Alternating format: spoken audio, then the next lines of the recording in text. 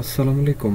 PC tips and ট্রিক্সে আজকের ভিডিওতে আমরা যে ব্যাপারটি দেখব সেটি হচ্ছে উইন্ডোজ 10 এবং উইন্ডোজ 11 পিসিতে কিভাবে হাইপার-ভি অ্যাক্টিভ করতে হয়। চলুন তাহলে দেখা যাক।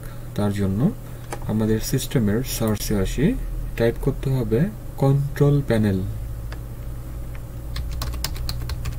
তাহলে কন্ট্রোল প্যানেল আমরা পেয়ে যাচ্ছি। এখন আমরা প্রোগ্রামস পাচ্ছি, ক্লিক করতে হবে। প্রোগ্রামস অ্যান্ড ফিচার্স ক্লিক করতে হবে। তাহলে ডান পাশে হাইপারলিংকের একটা অপশন আমরা পাচ্ছি, সেটি হলো turn Windows features on or of, click করতে হবে।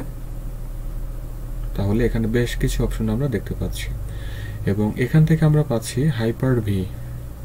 আমরা এখানে চেক করব। যদি আপনার অপারেটিং সিস্টেমের ভার্সনটি প্রো ব্যতীত অন্য কোনো ভার্সন হয়ে থাকে তাহলে হয়তো এটি পাবেন না, ঠিক আছে? তো প্রো ভার্সন এটি ইনবিল্ড করাই আছে। এখন সবার মাঝে প্রশ্ন আসতে পারে যে হাইপার-ভির আসলে কাজ কি? হাইপার-ভির কাজ হচ্ছে আমরা যে ভার্চুয়াল মেশিন ব্যবহার করে থাকি তার অল্টারনেটিভ। তার মানে হচ্ছে এখানে একসাথে অনেকগুলো অপারেটিং সিস্টেম নিয়ে আমরা কাজ করতে পারবো। তাহলে আমরা এখন ওকে প্রেস করি।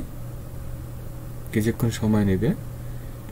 এটি অন হতে কিছুটা সময় নিতে পারে, কারণ অনলাইন থেকে কিছু ফাইল এখানে অটোমেটিক্যালি ডাউনলোড এবং ইনস্টল প্রসেস কমপ্লিট করে ফেলবে।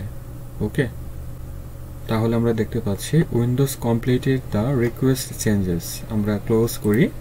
এখন যদি আবারও আমরা এখানে ক্লিক করি তাহলে দেখতে পারবো হাইপার-ভি অ্যাক্টিভ দেখাচ্ছে।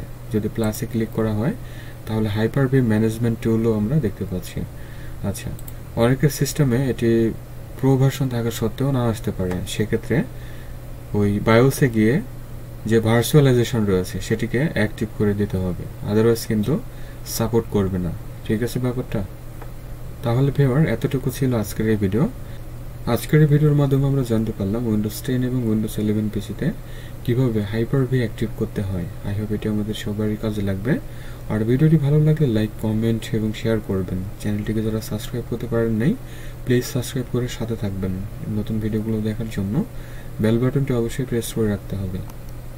আর যারা এই ধরনের ভালো ভালো টিপস অ্যান্ড ট্রিক্স পেতে চাচ্ছেন তারা অবশ্যই চ্যানেলটি ঘুরে আসবেন। সবাই ভালো থাকুন, সুস্থ থাকুন। Thanks for watching.